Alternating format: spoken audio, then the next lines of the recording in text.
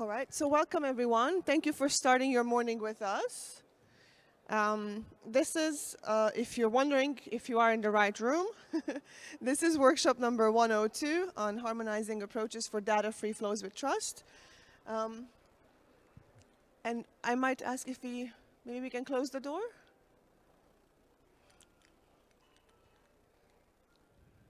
Yeah, thank you. All right. So why are we here discussing this topic today? We know that data, and we have talked so much about data, we know that data underpins every aspect of today's global economy. It supports everything from day-to-day business operations to the delivery of essential government services, and it enables international and multilateral cooperation. But we also know that despite this core role that data has in facilitating economic activity and innovation, there is continued mistrust in data and data-powered technologies. Some of these mistrust stems from the difficulty of understanding data, its nature, its consequences, and consequently the level of risk of its handling. Trust is also eroded by concerns that national public policy objectives, such as security, privacy, or economic safety, could be compromised if data transcends borders. This increasingly fuels restrictive data governance policies and regulatory measures such as digital protectionism and data localization. Such approaches deepen internet fragmentation, they segregate information that actually would underpin the broad range of socioeconomic activities and cybersecurity protection. So with growth and development driven by data flows and the digital technologies, disruptions in cross-border data flows have broad reverberations that can lead to issues like reduced GDP gains and adverse impacts on local digital ecosystems. So it is important that we talk about trust in data. It's important that we talk about how we build policy frameworks that actually facilitate the handling, sharing, and access of data in a way that we use it for its potential for developmental gains and try and avoid some of these fragmentation effects of inept policies.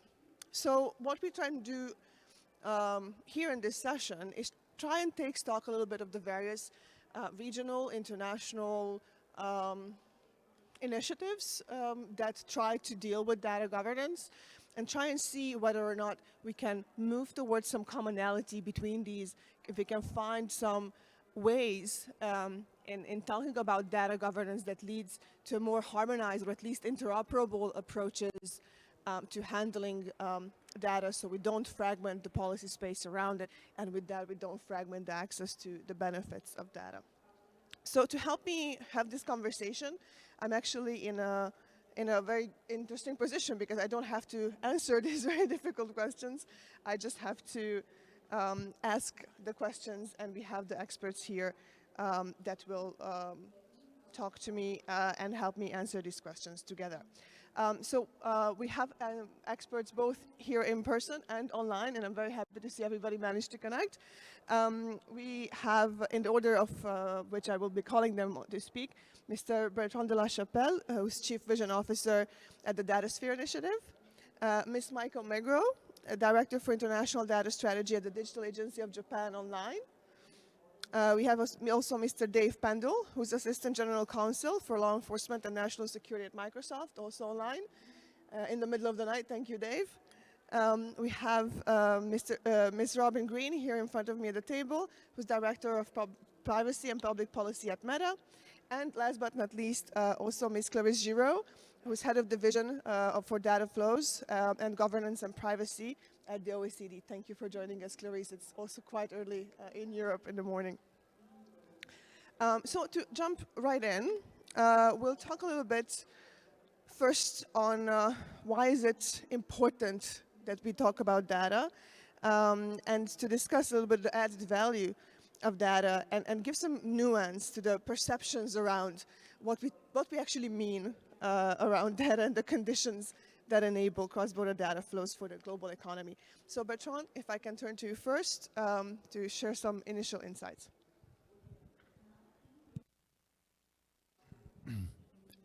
Thank you, Timea. Good morning, everyone.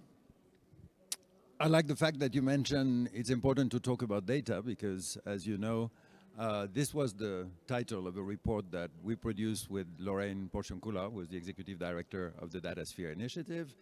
And the title was, We Need to Talk About Data, Framing the Debate Between Free Flow of Data and Data Sovereignty. And the way we handle the question of creating the maximum value for everyone out of data is a constant challenge. I want to highlight first that when we talk about fragmentation, it is not a risk, it is a reality. The legal landscape is fragmented because we have 190 countries and they all have different laws. On the other hand, the technical infrastructure of the internet is by default free flow of data. And it's the tension between the two that we've, in most cases, have to address.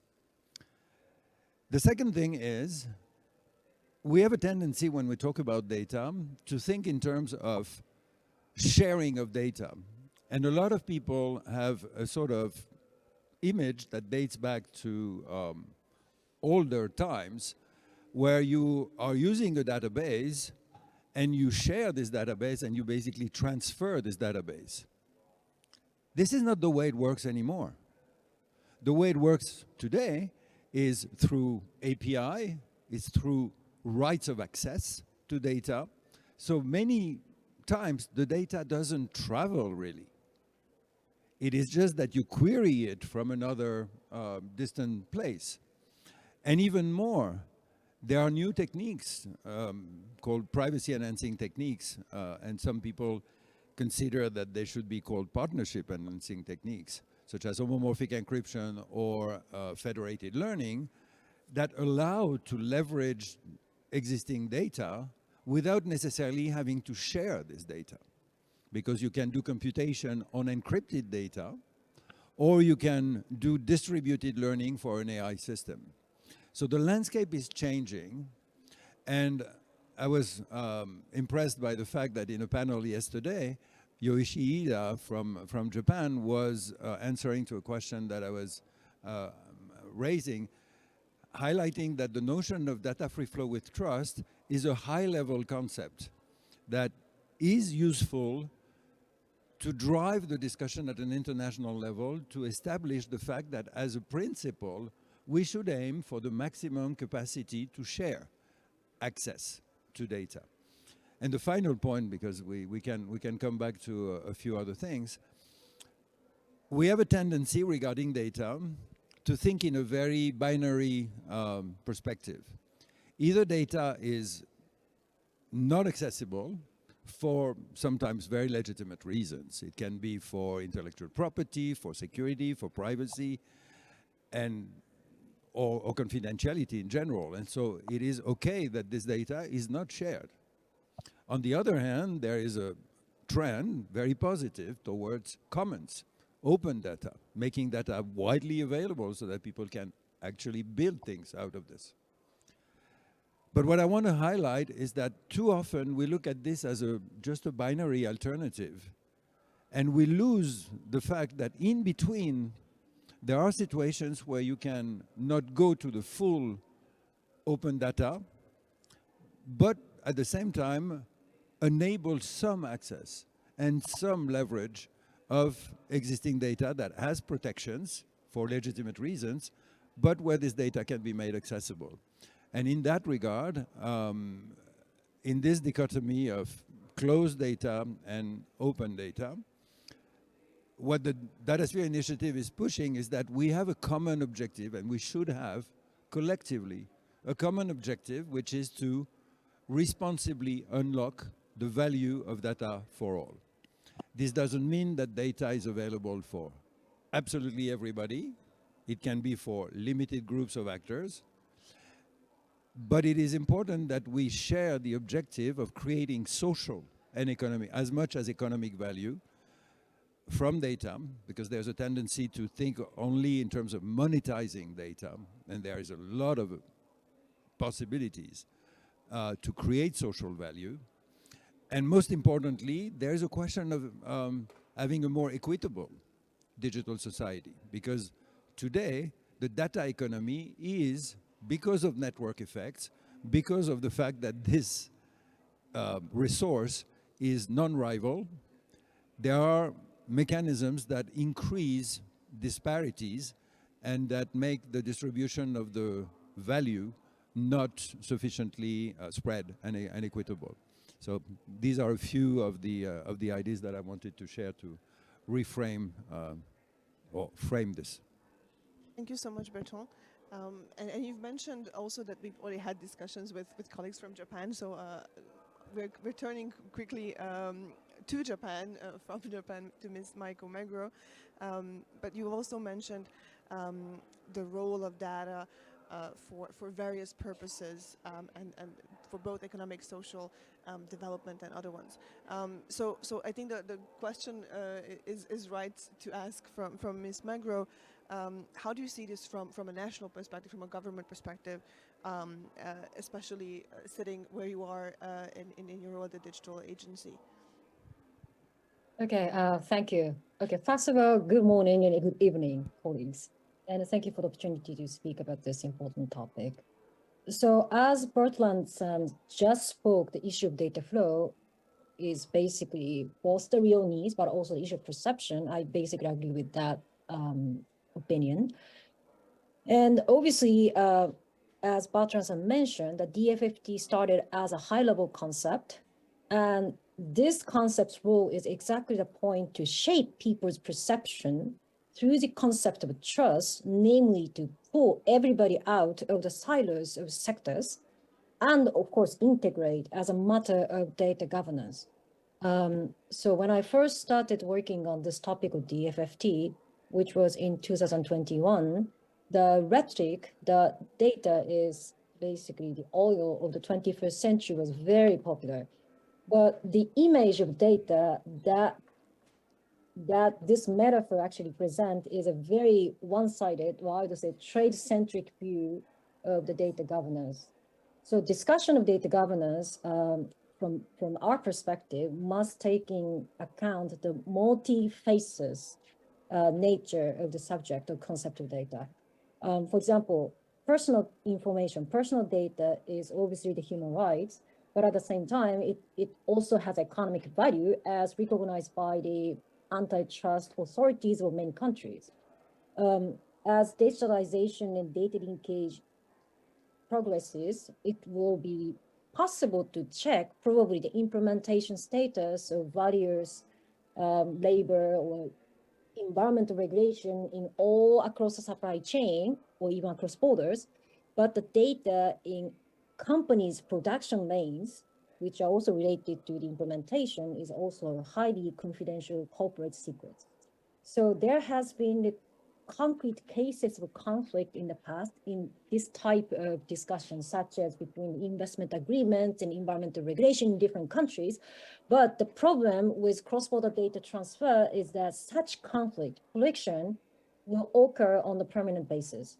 Thus, leaving the matter to ex post responses, such as individual dispute resolutions or court cases, could lead to a market environment that favors and entitles even for those people who can take the risk of disputes, such a large company with a lot of financial and human capital. So from our perspective, we must think about the effective means of having both enhancing flow, but also necessary protection according to the rights and interests attached to the data. But the necessity of cross-border data transfer is, of course, very clear with the shift from the hardware-based to a software information system-based social economy by digitalization. Obviously, as the moderator had just set out, data has become relevant to all part of societies. But from our perspective, from the government, then this means that the way money is earned is changed, but also the places where the social problems occur have also begun to change. And these matters also concerns distribution of rights and benefits related to data ownership and accesses. So basically, I must also mind that because of this impact of the digitalization and what data can do, many governments started to see the threats posed by the use of data and digital technology. And this could also lead to the series of introduction of the regulation, for example, to banning like transfer of data outside the country by foreign companies. But it is also important to remember that many countries are unable to procure the data enough to sustain their own economy and innovation within their own borders. So this is the real needs that we need to have the cross-border data flows as a matter of reality. So therefore, if the country only focuses on restricting the cross-border transfer of data in thinking of data governance, their company will not be able to use the data collected from the other country in turn. So data governance must be always considered from the perspective both maximizing the utilization and data protection and security. But lastly, I must say that the question on how to combine the needs of protection and how we want to use the data depends on the social priorities, cultures, even religions, or economic structure of each society and government in principle. So it should not be discussed based on like international single rules or values. So this is our perspective that we the government could perhaps start from the working on certain arbitrary treatment, like arbitrary treatment or lack of transparency, or perhaps we could work on the concrete solution of interoperability like technologies or lowering the compliance costs. So what is more, the institutionalizing these processes where relevant actors, both government and non-government, to engage with the issue is very important, which I could also touch upon later. But for now, that's all from me. Thank you. Thank you very much, Ms. Meguro. I'm going to just get right into comments from Dave online because we've mentioned this dichotomy between how certain governments or certain regions approach data flows, and I would like to explore a little bit more of what those concerns are that fuel some of those restrictive policies that you've mentioned. So, Dave, if you could enlighten us about that a little bit. Yeah, thanks, Samaya. Thanks for having me, and good morning to everyone. My name is Dave Pendle. I'm an assistant general counsel at Microsoft. I work on the law enforcement national security team, which is the team at Microsoft that responds to government requests for user data from around the world. And certainly government access requests is kind of one source of the mistrust in data flows, but I'm hoping to kind of up-level it a little bit and talk more broadly about some of the other concerns and what they may be rooted in. And for many in this room and who are listening, this is probably not very necessarily news or insightful, but I think it's kind of interesting to look at these restrictions as being driven by different sides of kind of the same sovereignty coin. And sovereignty does seem to be kind of a major driver of the loss of trust. And the way I see it is that sovereignty can kind of serve as both a sword and a shield, kind of pushing contradictory trends. First, clearly governments have a sovereign obligation to protect their citizens, to protect their national security. And that sovereign interest has led to an expansion in surveillance authorities. And certainly governments around the world have kind of exercised increasingly assertive authority to address public safety and national security needs. You also see this come up in terms of, fears of governments expressing fears about going dark and the need to kind of fasten strained encryption protections that are in place. You certainly also see this where governments are seeking access to, or authority to access to, I should say, cross-border data. And certainly if a government is, it's investigating cybercrime or child exploitation, because data is global generally, data outside of their borders may be relevant to really important public safety matters within their borders. So that's somewhat understandable. And indeed, the US government that's often pointed to, the Cloud Act, allows for the US government to seek data outside of its borders. But that is not unique by any means. In fact, that same principle is reflected in the Budapest Convention. It's reflected in the OECD Trusted Government Access Principles. It's reflected in the e-evidence sharing regulations that are going into effect in a couple of years in the EU, where the obligations exist regardless of where the data is stored. The other side of that sovereignty coin, the shield, if you allow me to use this kind of metaphor, the sovereign interests and the fears of like third-party access to data generally have led to these walls being erected. Walls trying to contain data within a nation's borders through privacy laws, through trade restrictions. We've certainly seen lots of mandatory data localization efforts, limitations on the use of global technology, the fragmentation of the internet generally, are all in this vein. We often hear concerns about the potential U.S. government access to data, but even here in the U.S., there are concerns about third countries accessing sensitive data of Americans and U.S. persons in the U.S. government. China is often discussed in that vein. So around the world, we see these kind of concerns materialize through requirements for sovereign controls, through requirements or interests in end-to-end encryption, and a variety of transfer restrictions. And these, again, these restrictions kind of serve as that shield to the fear of government access. I can't speak to the legitimacy or the actuality of all of these concerns, but in my world, I can speak to concerns about government access. And I would say that there is always some like myth busting that needs to take place when discussing government access, and specifically cross-border government access. We report on cross-border data disclosures every 6 months. We get about 60,000 legal demands from governments all over the world for about 110, 120,000 different users each year. In a 6-month period, so you're talking about 30,000 legal demands.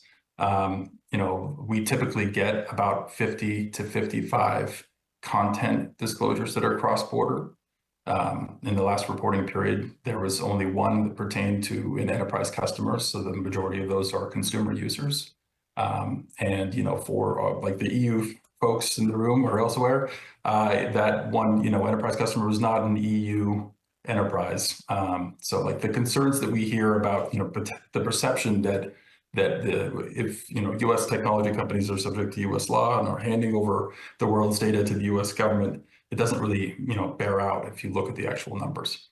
One other kind of distinct factor here is competition. And there's this also a sovereign interest, of course, in creating space for domestic technology and innovation. That's also been a driver of some of these restrictions. So that's not an exhaustive list, but there's some themes there about some of the restrictions that we see and causes for fragmentation. Dave, thank you. And listening to you, I'm reminded about what Bertrand said in the beginning, that this risk of fragmenting the space because of the lack of trust in data, it's no longer a risk, it is the reality. And there are a lot of causes for that, as we heard from you. But I'd like to turn to Robin to see, so we heard from Dave the causes. What are the consequences of such an approach to data? Thank you, and thank you for having me here to speak, and thank you to everyone for coming. My name is Robin Green. I'm a Privacy and Public Policy Director for Meta, and like Dave, while I don't work on the legal team, I work on the policy team. I do work on law enforcement and government access issues and anything really to do with internet fragmentation, and I don't think there is a conversation on internet fragmentation more important than one on data flows and the implications of restricting data flows.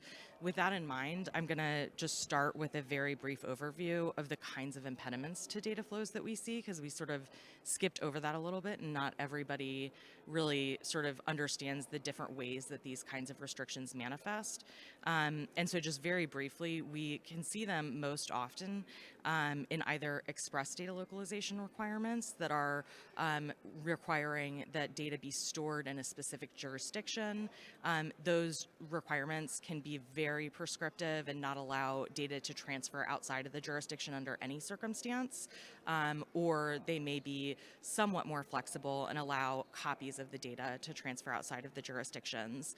In addition to that, we see de facto localization, which is oftentimes where you have regulatory benchmarks, if you will, that you have to meet in order to be able to transfer data out of the jurisdiction. And oftentimes those benchmarks are out of the private sector's hands because they are, of course, the purview of the governments that the private sector entities are subject to, or are simply unattainable for other reasons. And oftentimes those reasons are because we are blurring the distinction between the types of data transfers that actually occur. And so one of the things, when I was in particular listening to Bertrand's wonderful comments, was just sort of noticing how we really talk only about the idea around data transfers being from one legal entity to another third party in a different jurisdiction. And it's very natural to think of it that way, right? Especially when you consider how we have really started to consider this debate, in the context of GDPR and things like that. But one of the trends that we're seeing increasingly is actually the regulation and restriction of the physical movement of data. So the idea that even if you are not transferring data between legal entities, that you still cannot move data outside of the jurisdiction where it was created. And for providers such as Meta and the kinds of services that we offer, but also for the sorts of providers that do business to business kinds of services, the implications of these kinds of restrictions are really dramatic. But they have the same kinds of implications as the kinds of restrictions when you're talking about, restricting third party and, transfers to third party entities abroad. The difference is just that in that case, you're talking about only some data transfers. In the case of the physical movement of data around the internet, because of how the internet's built, the interoperable and international way that it was built, it is literally not built in a way that is technically able to restrict the flow of data across borders when you're not changing hands between legal entities. Domestic communications can often go to international switch points, for example, in order to get back to the recipient. And so we deal with these kinds of international data flows in a lot of different contexts, not just in the context of transferring data from one legal entity to another legal entity based in another jurisdiction. And so when we think of the risks of this, I think the first and foremost risk is generally of internet fragmentation.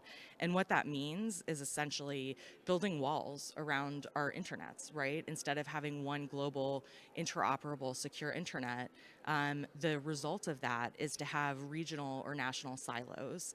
And the implications of that are really significant and really hard to estimate in terms of like how severe they can be. And this is in part because when you think about how people interact with the internet, there is just so much access to information, there's so much learning, there's so much economic development, there's so much connection between different people and different communities. And so putting up those silos would have a really dramatic impact on cultural, social, and economic norms, and the threads that bind us across nations. I mean, when we think about what we're all doing here and trying to find multilateral approaches to governance, internet fragmentation, I think, is one of the gravest threats that we see to the goals that we all have here at IGF. And so when you think about what is the primary driver of internet fragmentation, it's the restriction of data flows. In addition to that, though, as I mentioned, when you restrict data flows, it has really significant chilling consequences for economic development and innovation.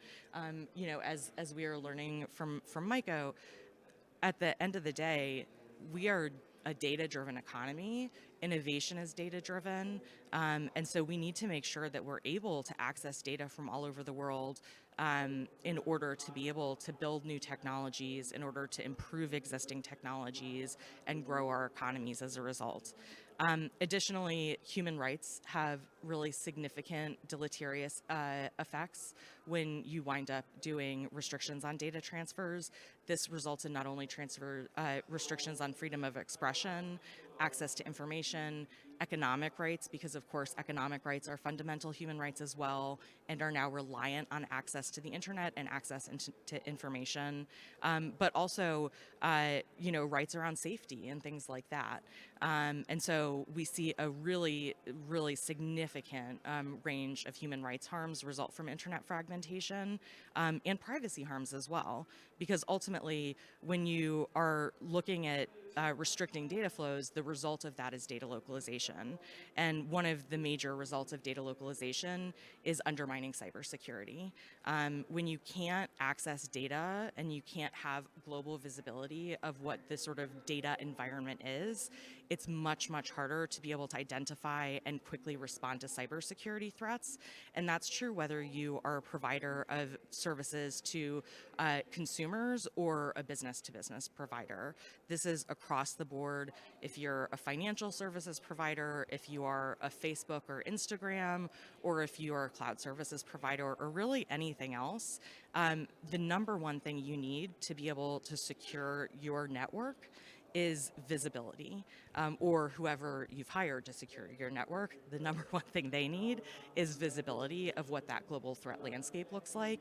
Restricting data flows undermines that, and that has really significant consequences, not only for cybersecurity in the sense of like, what does that mean for our businesses, right, and the integrity of our data, but for national security as well, because ultimately cybersecurity is a national security issue. It's tied to the security of critical infrastructure, and when we interfere with the cross-border flow of data, we interfere with our ability to protect those kinds of critical infrastructure as well. Thank you. Thank you so much, Robin. That was quite a comprehensive list, and I'm sure that there is more, but thank you for highlighting the main important ones. I would like to turn to Clarice and ask you, from the role that you are sitting at OECD, who works with countries in very different jurisdictions, what is the progress that you have seen on this? Because we've been talking about the risks of this for quite some time now. Is the idea, this high-level concept of DFFT, of trying to move us away from silos and trying to get a framework that we can all agree on, is this gaining traction? Are we moving towards some more harmonized policies on data? And what is the OECD's perspective on this? How do you see this work from your perspective? Thank you, Timea, and hi, everybody. Good morning, good afternoon, wherever you are. Thanks very much for having me. I mean, it's very hard to come last because, of course, a lot has already been said. So let me build a bit on what the other speakers have said and your specific questions. At the OECD, we've been working on cross-border data flows for a very, very long time. If you may recall, the privacy guidelines of the OECD date back 1980.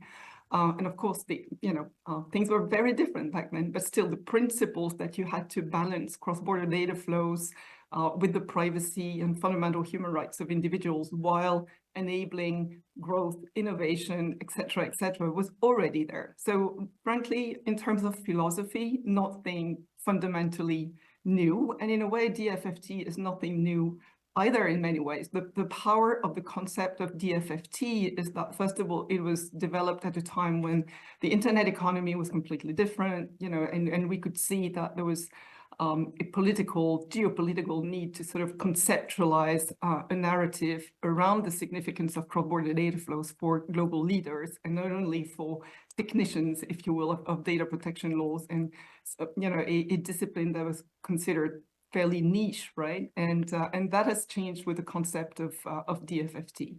But that said, it is very important to emphasize that DFFT does not start, from nothing. There's a lot we can build on, and this is where the positives come from.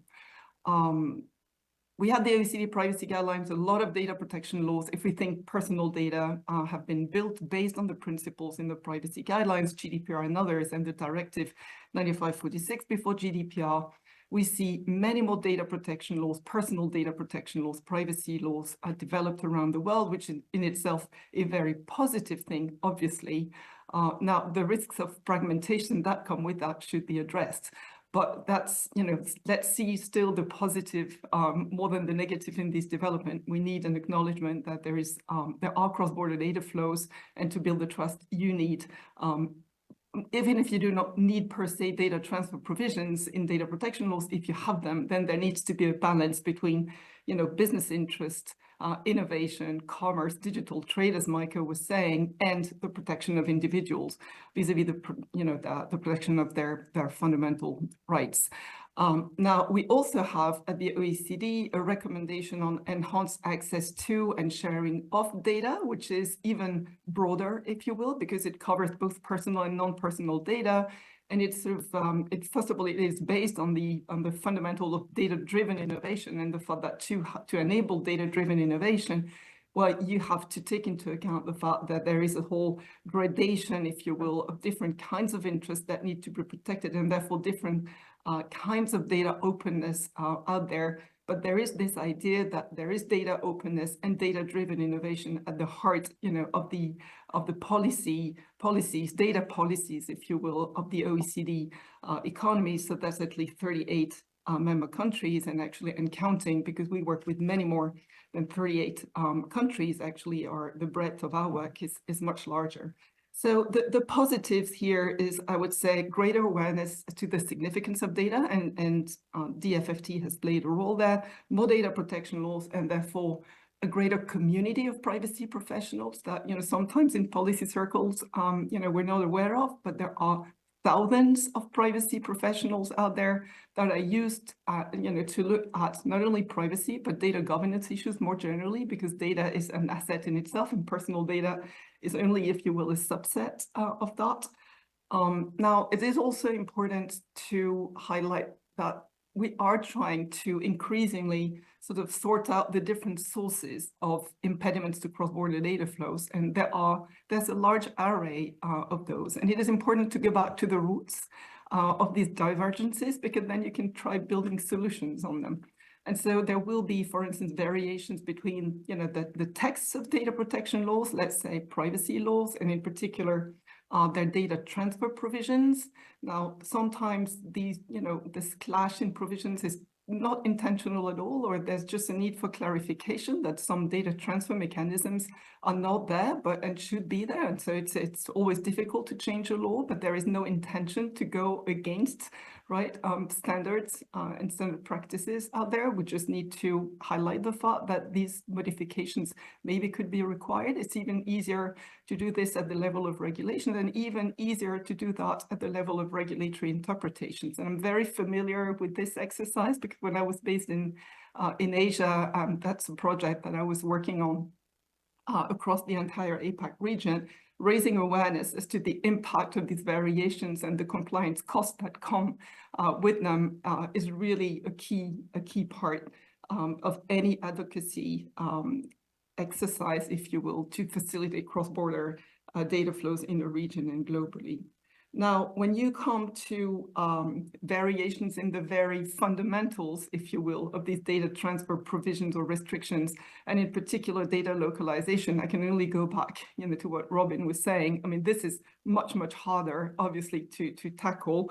But even then, since my role is to close on a positive note, I would say even then, data localization provisions often come from the challenges of national security access, law enforcement access to data in overseas jurisdictions.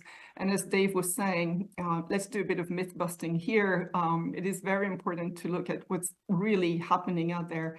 And this is where the work that the OECD has done, very difficult work, believe me, this was no easy work on building the declaration on cross-border, on so-called trusted government access to personal data held by private sector entities for national security and law enforcement purposes kicks in. And we believe that we can build a lot actually on this declaration. And actually, I'd be happy to talk to that later one last thing, just to build very quickly, I hadn't planned on doing that. If you allow me to just take one more minute to build on what Bertrand was saying about privacy or partnership enhancing technologies. The OECD is working a lot on this. On my team, we have a whole work stream on privacy enhancing technologies.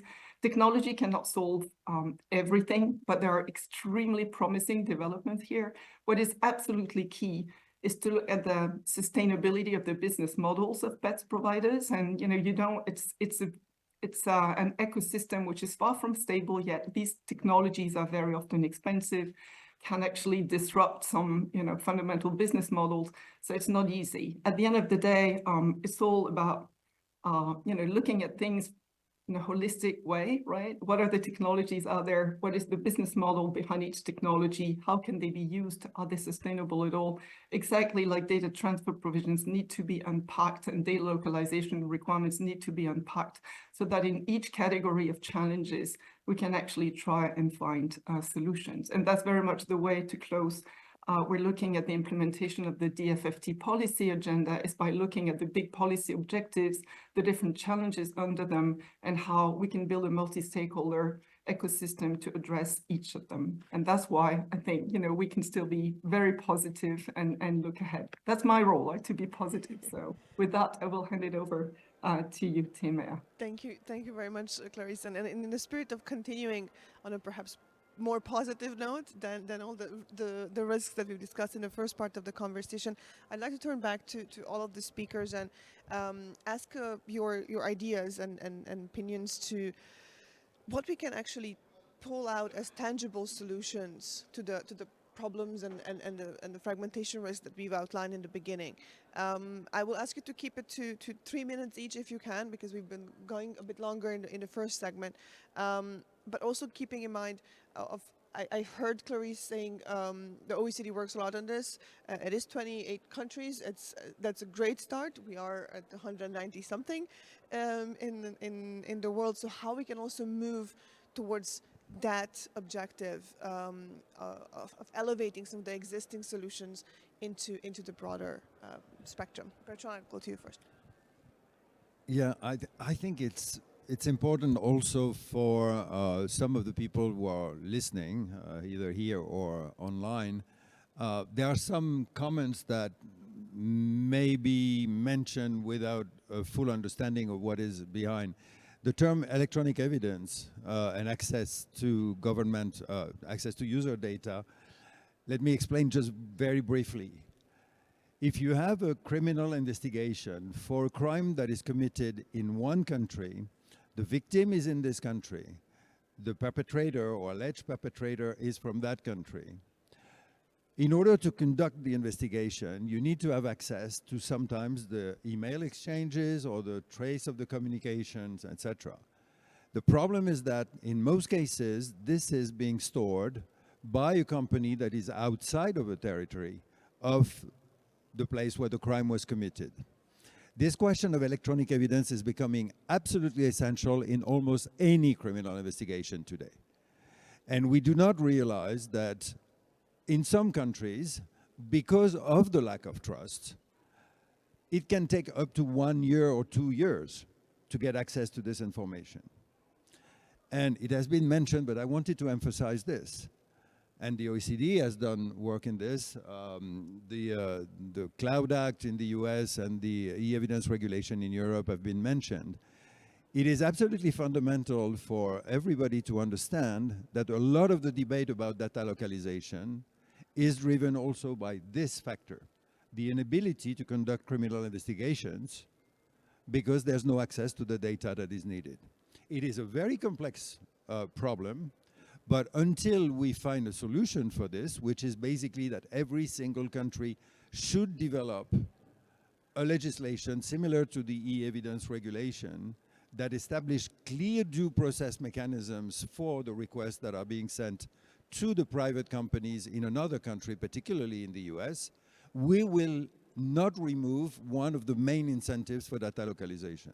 So I wanted to explain this because it went through and people are not necessarily familiar. The second thing, And again, it is not a justification, it's just to understand what are the drivers. The second thing is the fundamental difference in perception regarding privacy protection between Europe and the United States. I mean, you're all familiar with the fact that the European Court of Human Rights has, for the third time, or maybe we're going to have the third time, or the Schrems thing.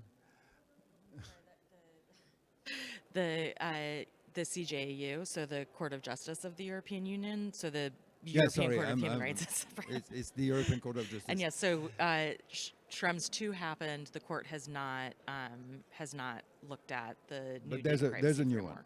So anyway, at two occasions,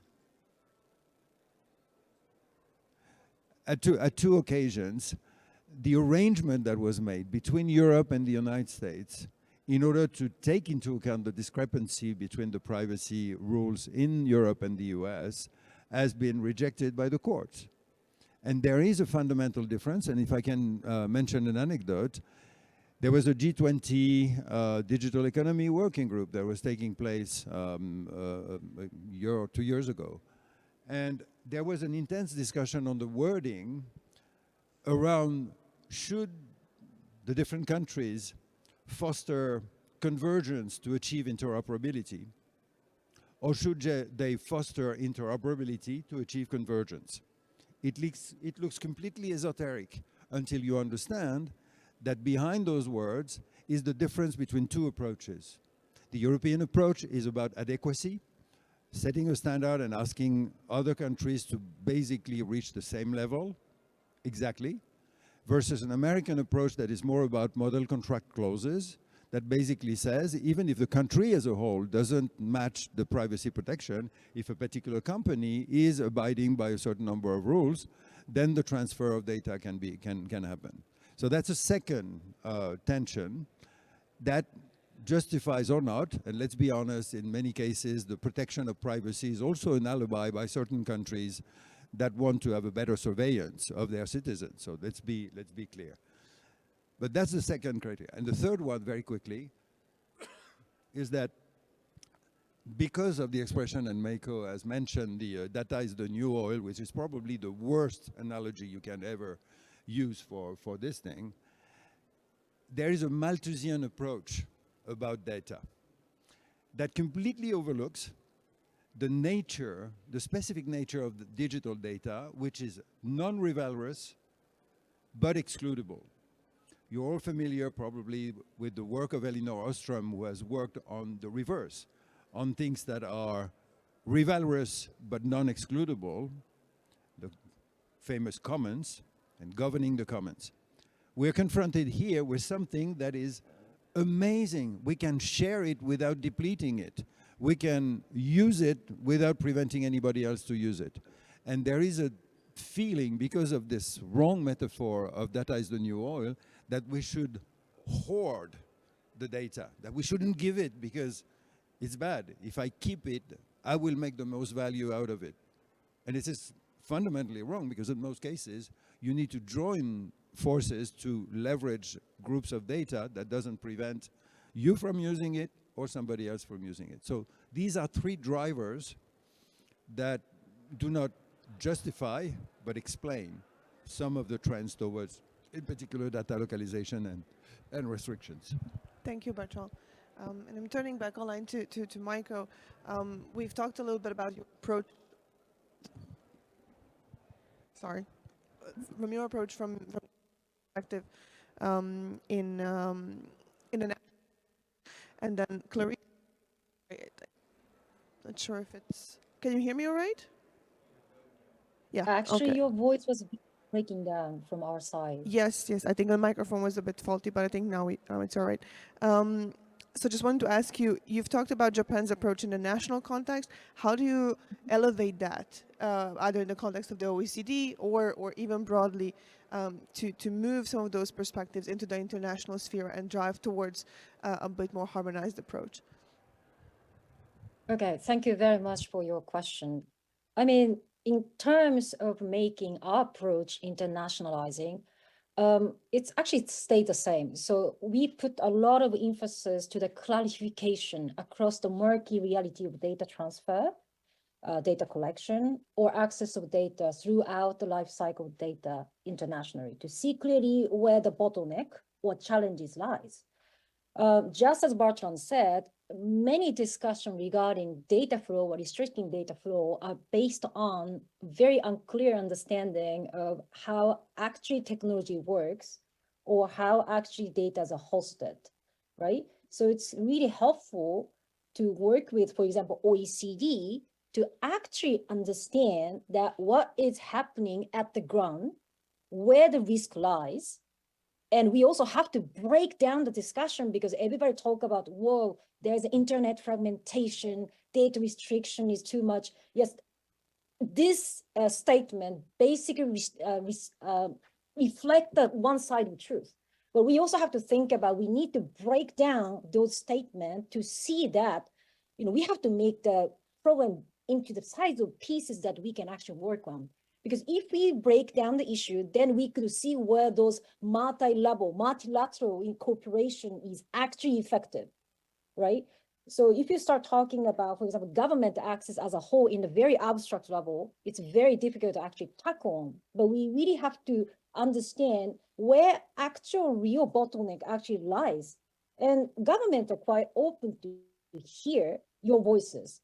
But we'd like to hear the voices in terms of more specific, more, I'm trying to find the right word, but consumable sides of the discussion, because like everybody said, data is multi-phase issue.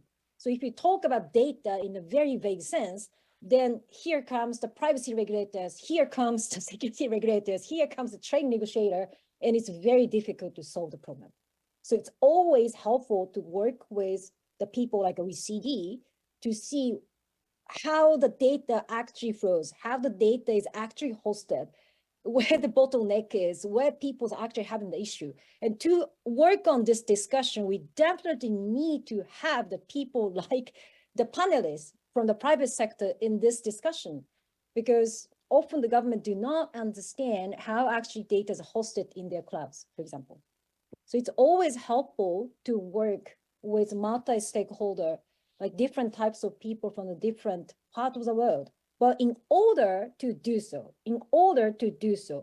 we definitely need to formalize the multi-stakeholder processes at the international level. We need to have certain permanent places where people can gather and discuss and work on those issues. Because often those digital discussions are ad hoc. We always have this very futuristic, fancy, multi-stakeholder ad hoc discussions, ad hoc places.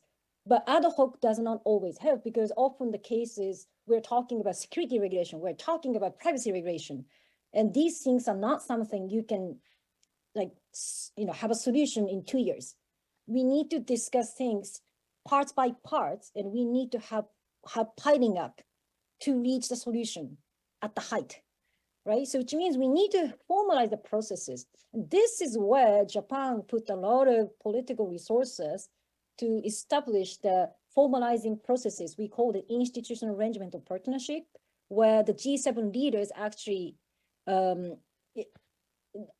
authorized.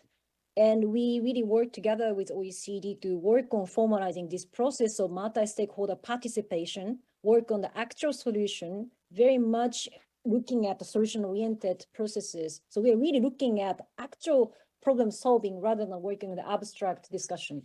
So I think this is really the important approaches where we are really talking about topics like data, which concerns a lot of different policy spheres. And also we need to also talk about how the actual technology works in the reality of digital economy. I'll stop here, but happy to continue. Thank you so much, Michael.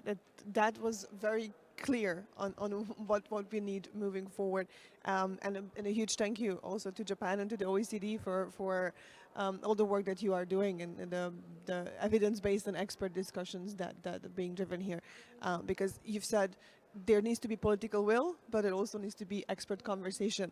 And sometimes the two go hand in hand. Sometimes there is also an issue there of what the political conversation is and what is the actual evidence-based expert discussion.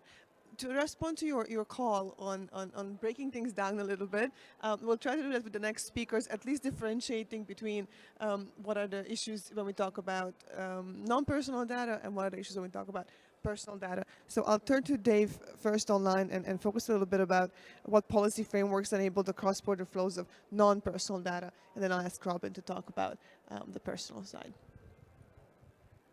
Dave, floor is yours.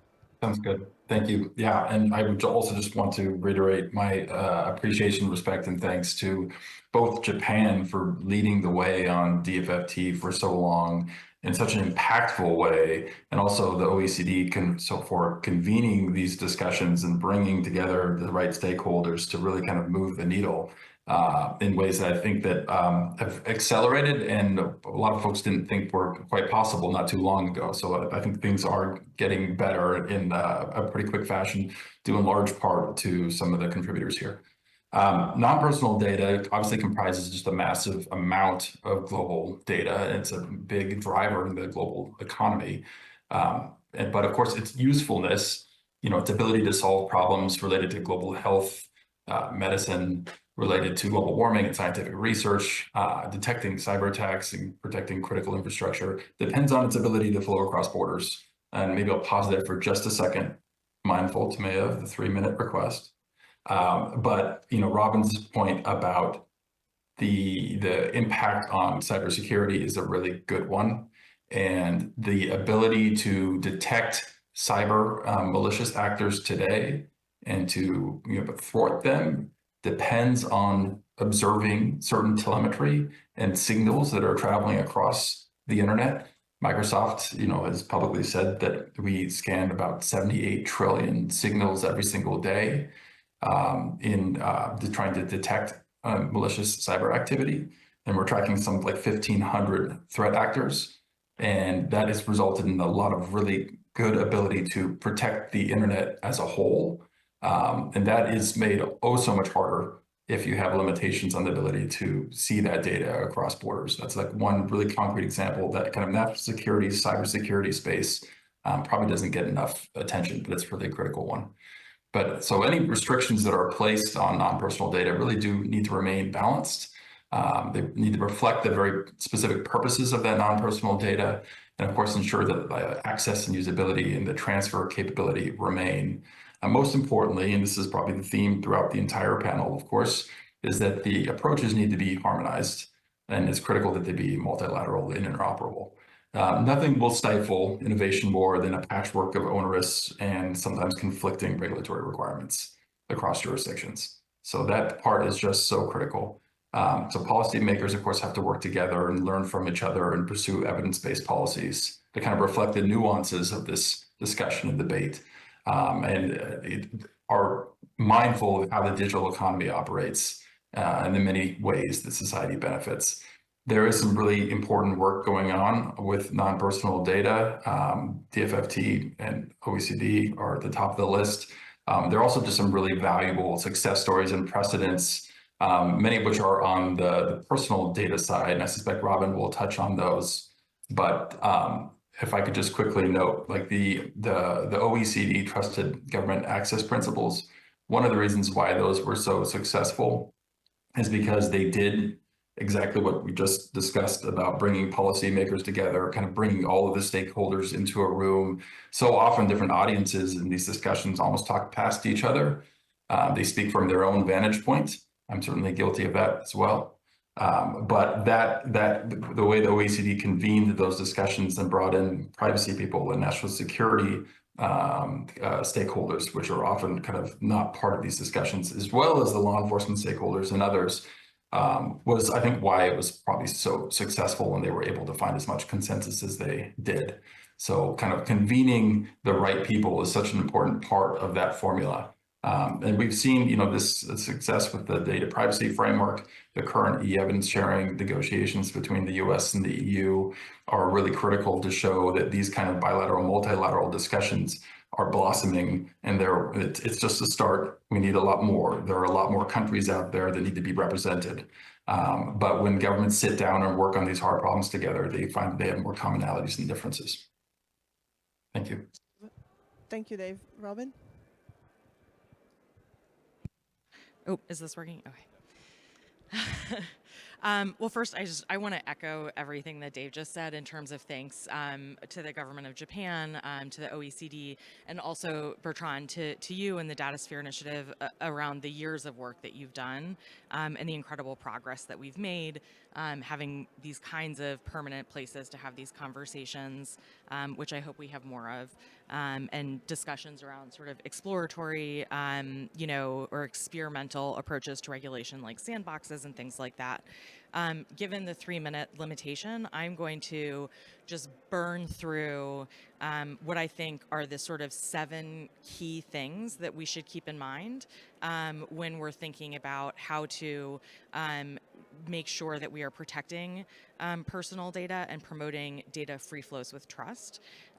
Many of them are covered by Dave, because ultimately, even when you're talking about non-personal data, it's the same kind of like technical issue. And so some of this will sound a little similar. I think the first thing, and this is very specific to personal data, is to attach rights and enforceability of obligations to the data rather than to the data subject. By doing this, you can ensure that the rights and obligations travel with the data, irrespective of where in the world the data is stored or transferred. And you don't have to worry about whether the actual like data subjects seeking to enforce their rights are in that same jurisdiction. In addition to that, international collaboration is key.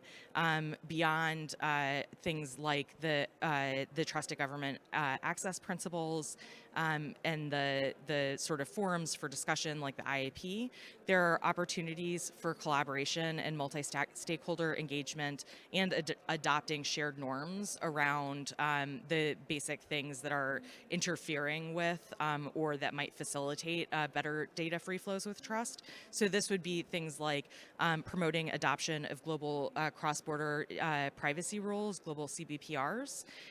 It would also be things like promoting countries becoming party to the Budapest Convention, which would also give those jurisdictions the benefits of the access to the kinds of data sharing that will happen under the second additional protocol. And so that, I think, is one of the most important things that we can do, because that will also help to do one of the other really important things, which is increase interoperability and harmonization across laws and legal standards. And so, by joining the Budapest Convention, I think that's something that can actually be, can help to achieve that kind of interoperability. But when you're talking about sort of like non-cybercrime and evidence sharing regulations, I do think it's still extremely important to be focusing on whether and how you can improve the interoperability of domestic regulation with other jurisdictions' regulation. The next thing is a holistic assessment of the policy goals. I think one of the problems that we have is not only that we have these conversations in silos and silo at sectors, but we also think about digital policy in silos. We think about privacy as living in its own silo, and safety as living in its own silo, and cybersecurity. But increasingly, the reality is that all of those things are in a melting pot together, and we need to be able to look at what the various policy goals are when we're assessing what our data governance frameworks are, and figure out what's the best way to get to the end goal, rather than how to regulate each individual silo as perfectly as possible, because then you're not going to build that kind of intersectionality that you need, and you might wind up having data governance approaches that undermine economic policy goals or cybersecurity goals or the like. In addition to that, I think having an understanding of the legal and policy environments that invite foreign investment in data centers is critical. One of the things that we see as many of the jurisdictions jurisdictions that are considering data localization requirements are doing it as a means of forcing domestic investment, and that is really not an effective way to encourage foreign investment in jurisdictions. The most successful jurisdictions that are inviting for foreign investment and building data centers have certain qualities like rule of law, have an open regulatory environment that is very predictable, and basically have economic environments that make it possible for companies to build data centers. And then there's infrastructure kind of issues and things like that, making sure that you have the kinds of stability in electricity access and clean water and things like that. In addition to that, though, I think we need to do a lot more work at the outset of drafting regulations, particularly where those regulations may restrict the flows of data, making sure they're technically compatible with the internet infrastructure and consistent with the values of an open, interoperable, and secure internet. If that can be the North Star for all of the regulations that we put forward, then I think we'll do a much better job at promoting data flows while accomplishing many of the other policy goals. And then finally, look to the future. We cannot just regulate for what the technology of today is. We need to be regulating for what the technology of tomorrow will be. AI may be one of the best current examples of that.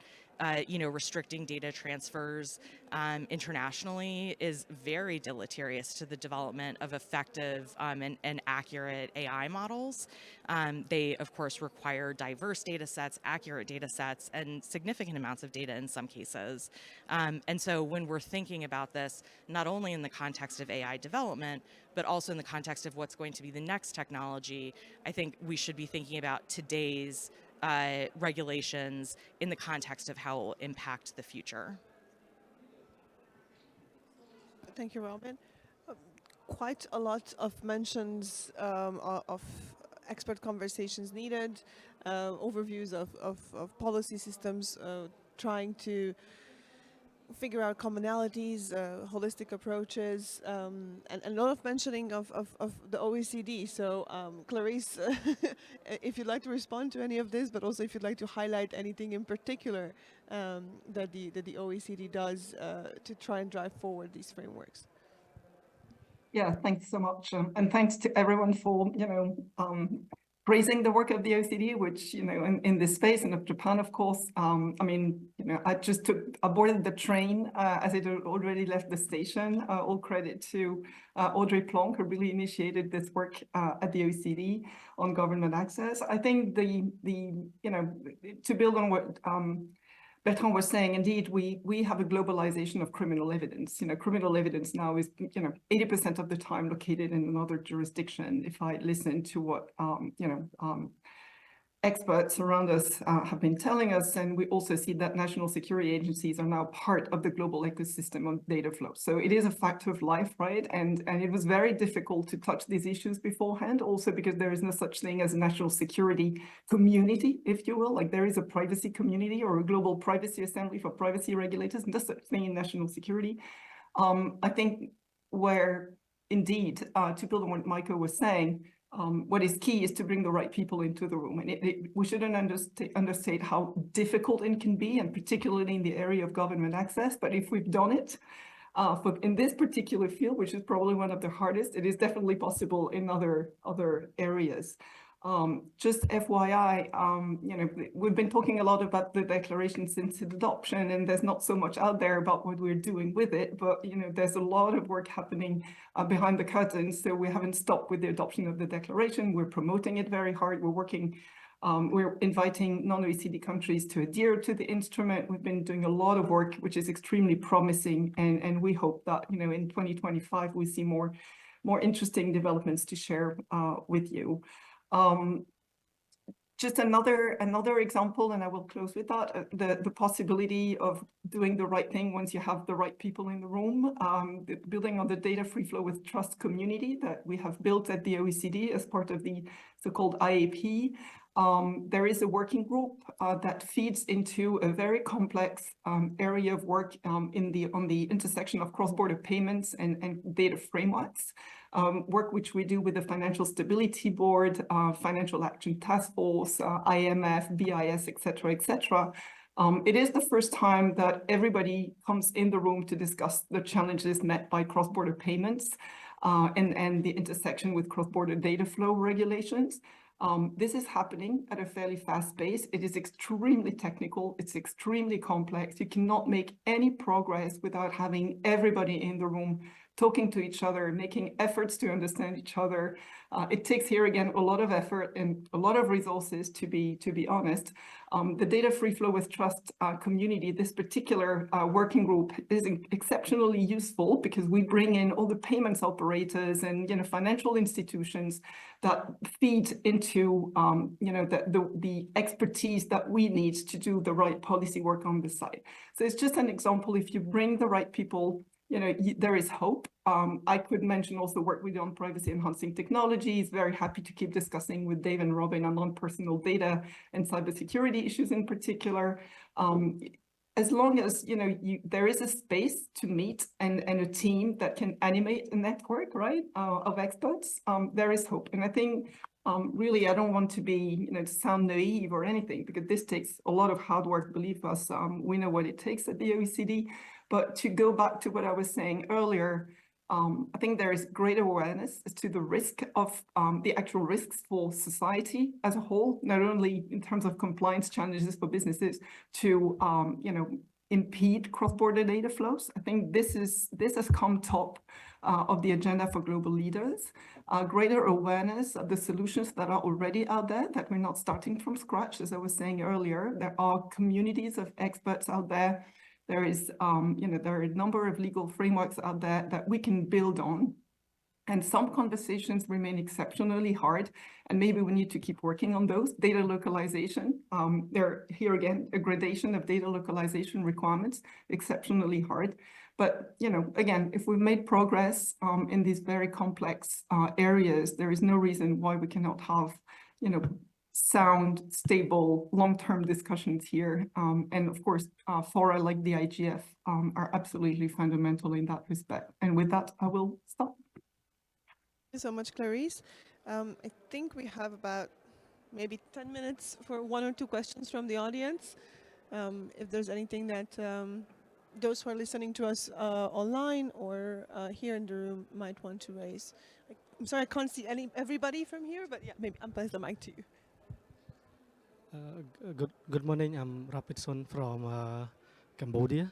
So based on the discussion, so I would like to ask, how do you Meta or Microsoft or OECD assist the developing country on the data governance? Because for example, like in Cambodia, not only the we don't have a national data governance, but the policy maker also not well aware or see the comprehensive of the data governance, especially the cross-border data flow.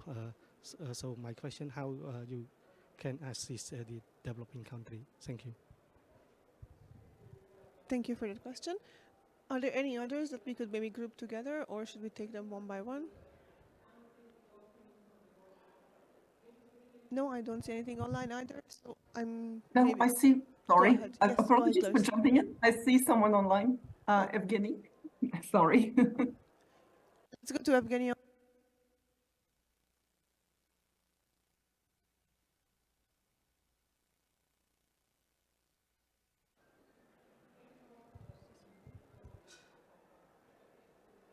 Can the speaker who raised their hand online try and speak?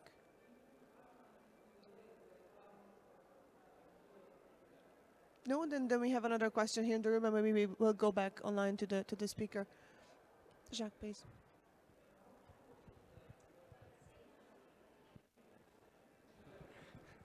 Thank you. My name is Jacques Beglinger.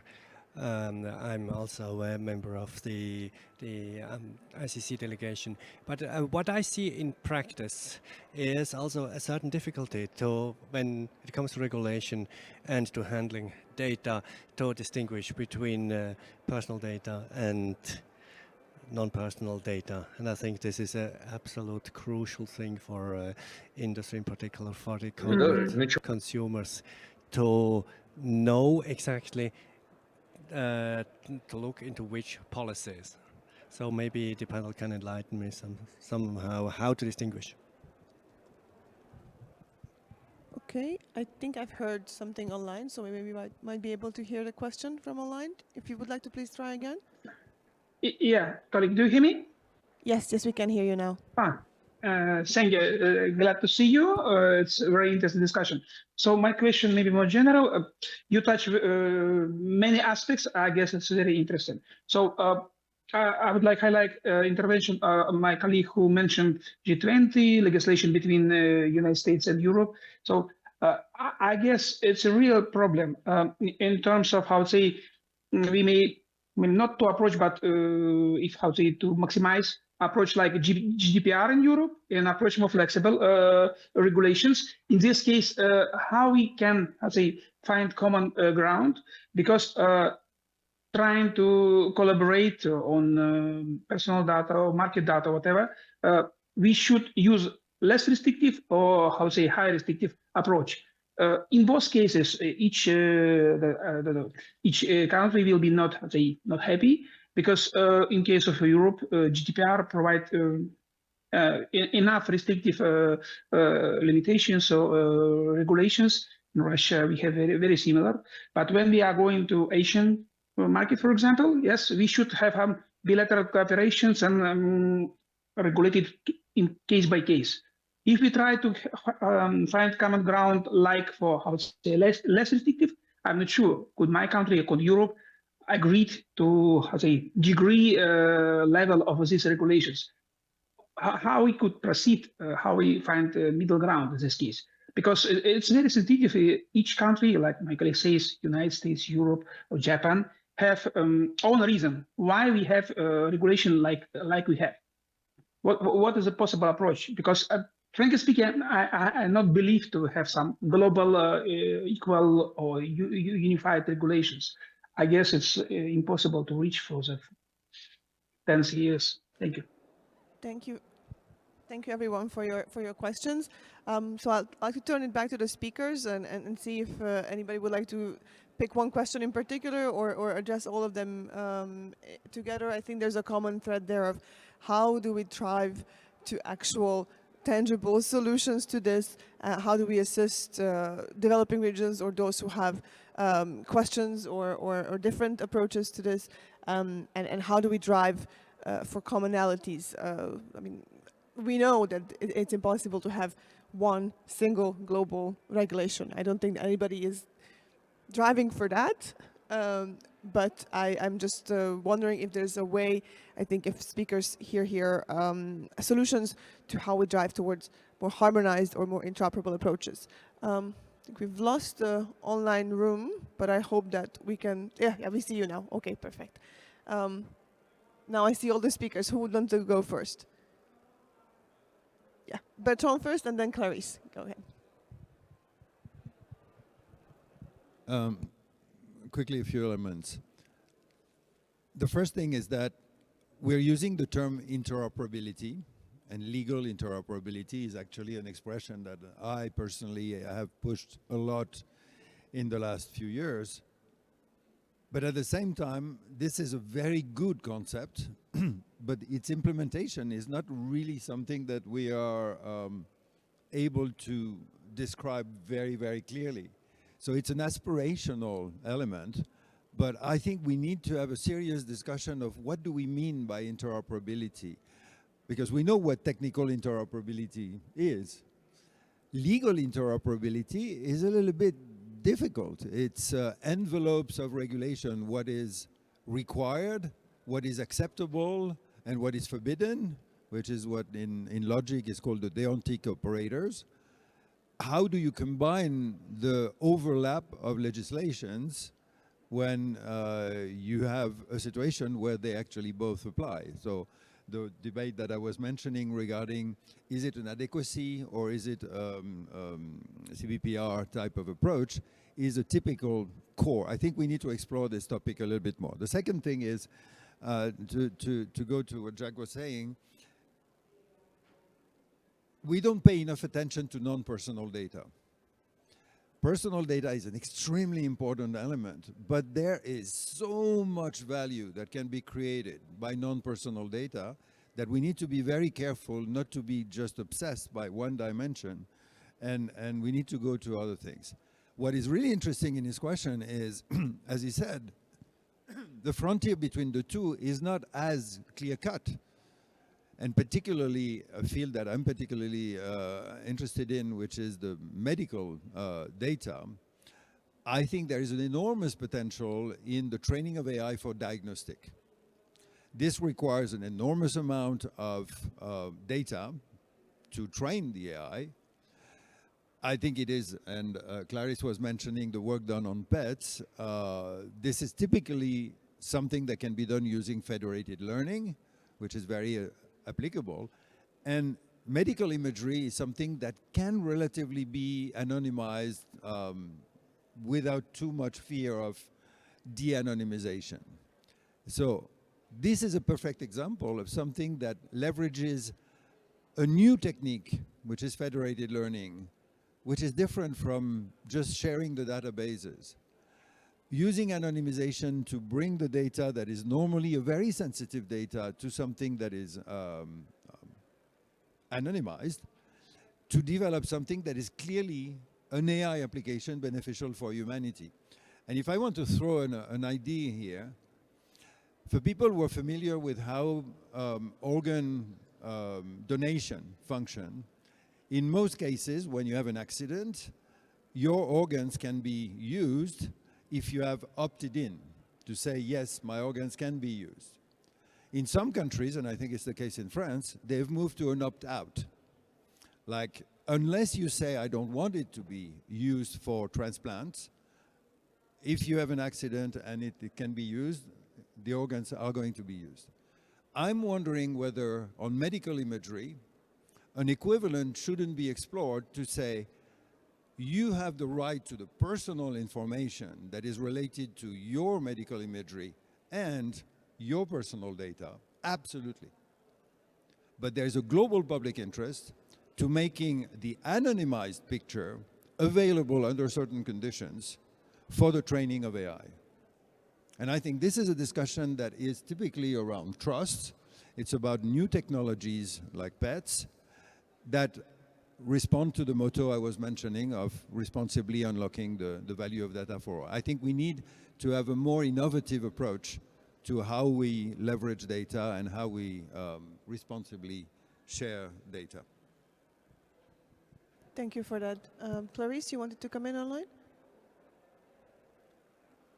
Sure, very quickly. So first of all, to the comment, the question of our colleague from Cambodia, I think it's very important. You know, Cambodia sits within ASEAN, and there are lots of very interesting developments within ASEAN. I was part of an expert group, you know, working with an ASEAN working group on data governance, to put it very shortly. And together we put together a set of contractual clauses, ASEAN model contractual clauses, which were sort of a simplified version that worked for the ASEAN and basically, you know, the Asian region.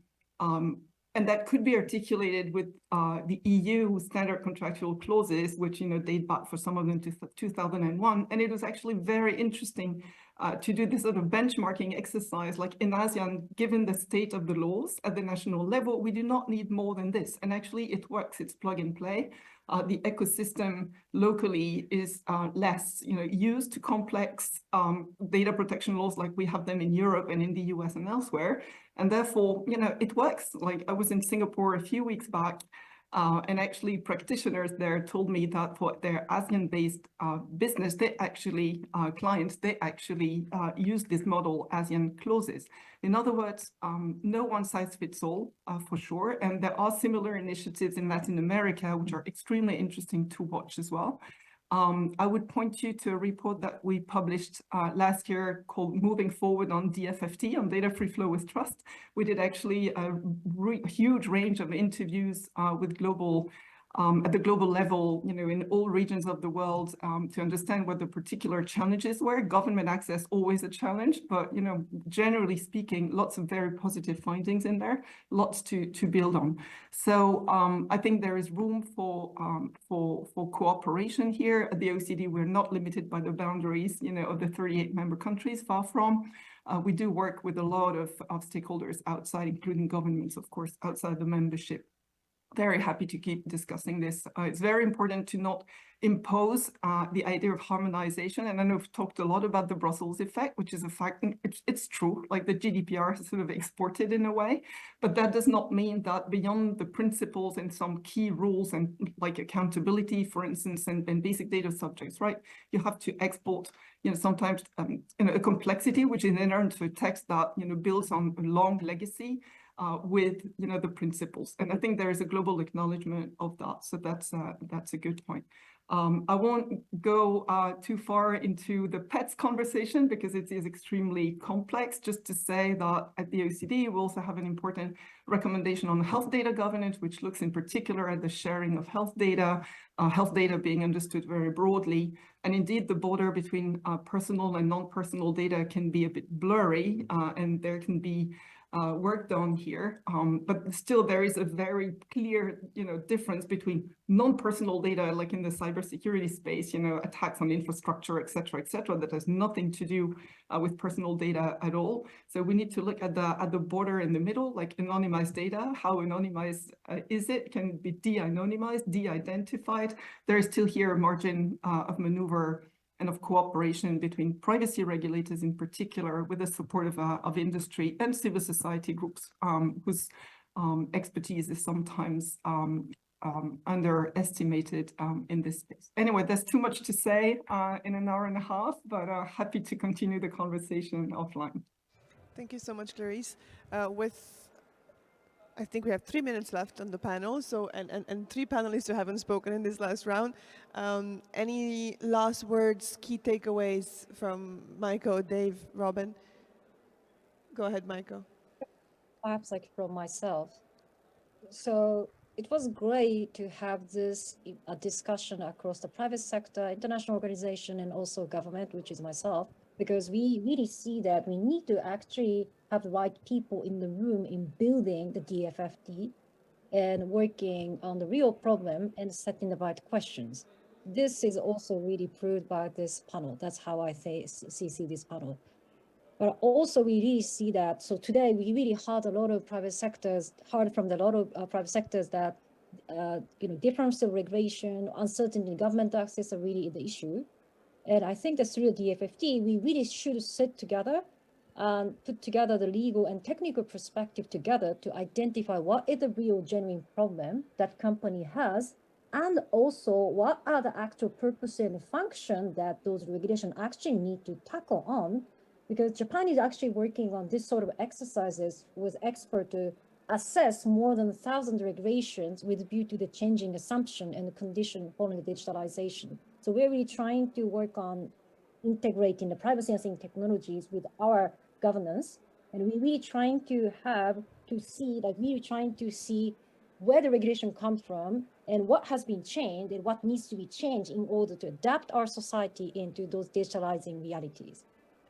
So we really think that DFFT is materializing this sort of approaches to bring together the people from the different sectors and trying to break down the silos so that we could have more innovative solutions towards a new situation which is set by the DFFT. Also, one last note that it is very important to keeping DFFT as the agenda for high-level political discussion like a G7, G20, or other forums, because high-level political instruction is very important to push the government to move towards innovative approaches. So of course, Japanese government is keep trying, always politically leveraging the DFFT at the high-level political discussion, but also please remember those people from the different sectors that actually those high-level forum really means to set those important topics as a priority for the government. So this ends my words, but thank you very much. Thank you, Michael. Dave? Just take maybe 15, 20 seconds, but I mean, cooperation on data governance requires trust. and you'll never achieve that unless you're talking to each other. So it's been really encouraging to see a lot of governments roll up their sleeves and do just that. And then to make one point that I think has been made a few times, but is probably the most critical, is that these conversations about problems must be grounded in real world experience. And it's important that policymakers not solve for misperceptions, but they solve for problems and risks that are evidence-based. So bringing in those right people is key to that. So, and I maybe just close with, in the words of Clarice, if you bring in the right people, there is hope. Thank you, Dave. Thank you. Robin? Sure, it's fair for me to have to follow this group of folks circling up their final thoughts, but I really do agree with everything that's been said. I think the only other thing that I would add is the really critical importance of keeping in mind the technical limitations and the importance of the technical compatibility of regulations with the global internet infrastructure, and the importance of ensuring that you're looking at each of these policy issues not in a silo, but in the larger context of what the policy and data governance environment looks like, and what the implications of one regulation that restricts data flows or promotes data flows could be on other policy goals. Thank you. Thank you so much. I'm being signaled that we've run over time, so I won't take too long in wrapping this up. I would just like to highlight that we've heard quite a lot of commonalities here around needing common principles at the top, common direction at the top, and political will at the top to want to address this. That needs to then translate into a holistic view based in understanding and evidence of what the issues actually are, and that needs to be followed up by action by experts in multi-stakeholder forums such as this one to ensure that the will and the principles translate into actionable solutions that are not just looking good on paper, but are actually implementable by those who work on it on the ground. And we've heard quite a few examples on this from the work of the Internet and Jurisdiction Policy Network back in the day on e-evidence, to the work of the data sphere, to the work by Japan and the OECD, and what companies are doing on the ground, and also what they need to progress on this. So if you want to hear more about what the private sector thinks, come by the ICC Basis booth. We have a QR code there with our publications and data. Please make sure to take a look. You also find us online. And with that, I just want to say a huge thank you to the panelists for being here and for this very rich discussion. To all of you who stayed up late or woke up very early, thank you as well online, and everybody who joined us here in the room and the line. And of course, a huge thanks to my team, Manny, Just, and Aino, who has helped us pulling this session together. With that, thank you so much, and a huge round of applause to the panelists.